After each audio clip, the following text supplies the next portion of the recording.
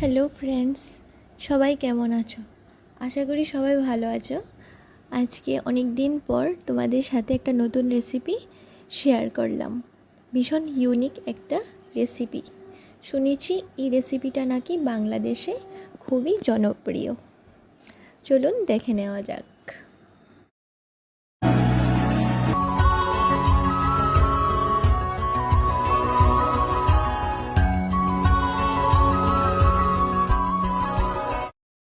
এখন তো শ্রাবণ মাস চলে এসছে।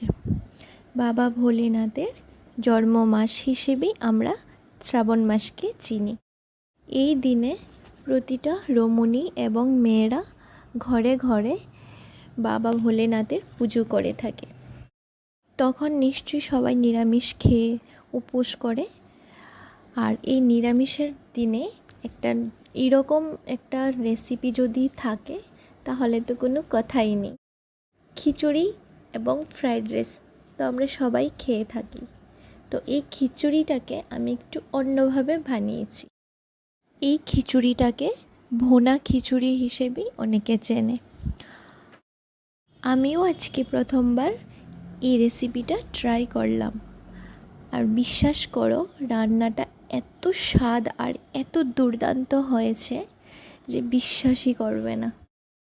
আমি সত্যি ভাবতে পারিনি প্রথম চেষ্টাতেই একদম 10-এ 10 হয়ে যাবে। তাই আমি তোমাদের সাথে এই রেসিপিটা শেয়ার করলাম। ইনগ্রেডিয়েন্টসগুলো তো আগেই দেখিয়ে নিয়েছি। এবার আমি কড়াইতে চিনেবাদামগুলো একটু ভেজে নিচ্ছি। আপনারা চাইলে তেল দিয়েও ভাজতে পারবেন। তারপর কড়াইতে সামান্য অল্প সাদা তেল দিয়েছি। এবার এর মধ্যে দিয়ে দিলাম কাজু বাদামগুলো একদম ডিপ ফ্রাই করব না, জাস্ট হালকা একটু ফ্রাই করব।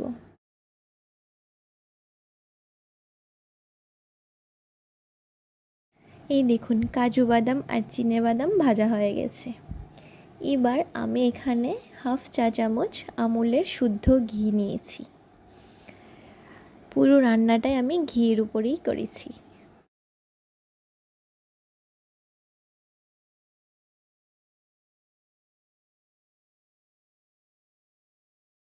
এবার এর মধ্যে শুকনো লঙ্কা ফোড়ন দিয়ে তার উপর দিয়ে দিলাম এলাচি আর দারচিনি। আচ্ছা, একটা কথা বলি, এই রান্নাটাই অ্যাকচুয়ালি জিরে ফোড়ন দেয়, তবে আমার কাছে জিরা ছিল না বলে আমি 5 ফোড়ন ব্যবহার করেছি। এবার দিয়ে দিলাম আদা কুচি,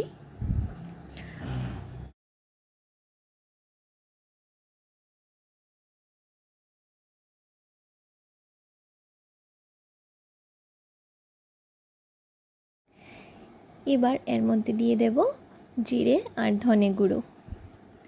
জিরে ধনে গুঁড়োটা একদম ড্রাই হয়ে রয়েছে, তাই আমি এর মধ্যে সামান্য অল্প একটু জল দিয়ে মশলাটাকে আমি ভালো করে কষাবো।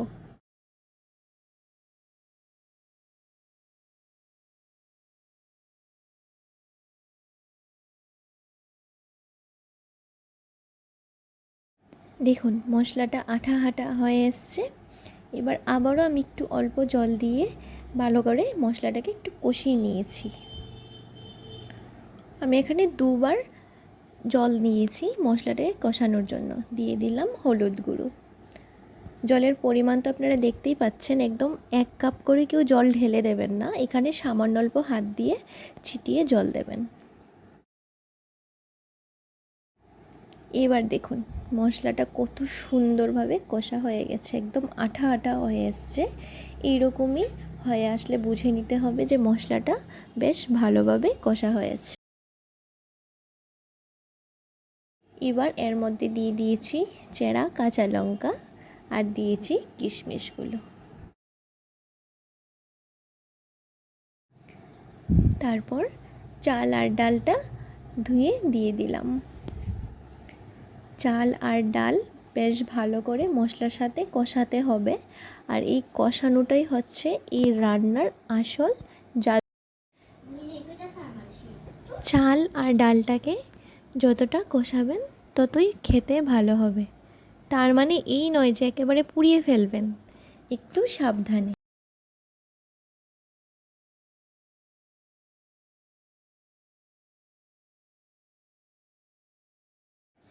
এবার এর মধ্যে দিয়ে দিলাম চিনেবাদাম আর কাজু বাদামগুলো। সব কিছু একসাথে ভালো করে মিশিয়ে নেব।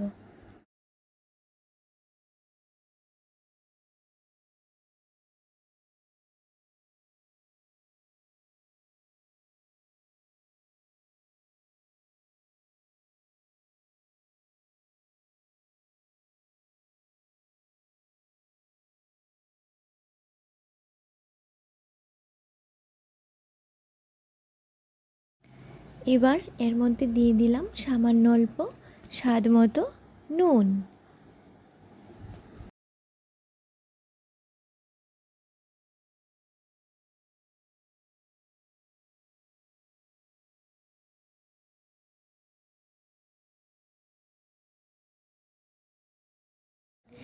এবার যে গরম জলটা আমি ফুটতে দিয়েছিলাম সেখান থেকে আমি অল্প অল্প করে গরম জল এবার ঢেলে দেব।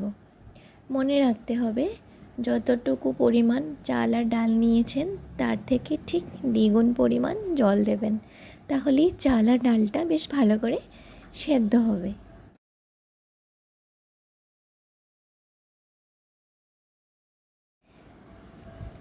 এবার চুলার আঁচটা কিন্তু একদম লো ফ্লেমে থাকবে, কেননা নিচে লেগে যাওয়ার সম্ভাবনা থাকে বা পুড়ে যাওয়ার সম্ভাবনা থাকে।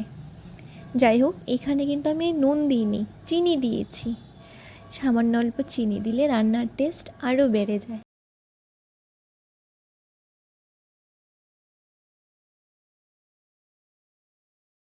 এবার ঢাকা দিয়ে রাখবো কিছুক্ষণ। দেখি ঢাকা তুলে কী অবস্থা। উফ, ওয়াও, কি সুন্দর দুর্দান্ত একটা সুগন্ধ বেরিয়েছে। সত্যি বাবা, গন্ধেই যেন পেট ভরে যায়। দেখুন কতটা ঝরঝরে হয়েছে। পুজোর দিনে এত সুন্দর একটা রান্না যদি হয় তাহলে সত্যি মনও ভরে আর পেটও ভরে যায়। শুধু শুধু পুজোর দিন বলে নয়, আপনারা অন্যান্য দিনেও এই ভুনা খিচুড়িটা রান্না করে খেতে পারেন। দেখুন রেডি হয়ে গেল গরমা গরম ভুনা খিচুড়ি। বাড়িতে সবাই ট্রাই করবেন আর আমাকে জানাতে কিন্তু ভুলবেন না যে আপনাদের কাছে কেমন লাগলো রান্নাটা আর বাড়িতে বানানোর পর কেমন হয়েছে খেতে।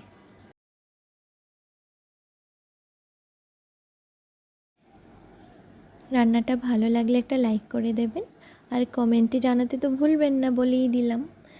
বন্ধুদের সাথেও শেয়ার করে দেবেন আর সাবস্ক্রাইব করে দেবেন চ্যানেলটাকে। তার সাথে বেল আইকনটা প্রেস করতে ভুলবেন না, যাতে নতুন নতুন রান্নার আপডেট পেতে পারেন। আজকে আসছি, আবার আরেক দিন দেখা হবে।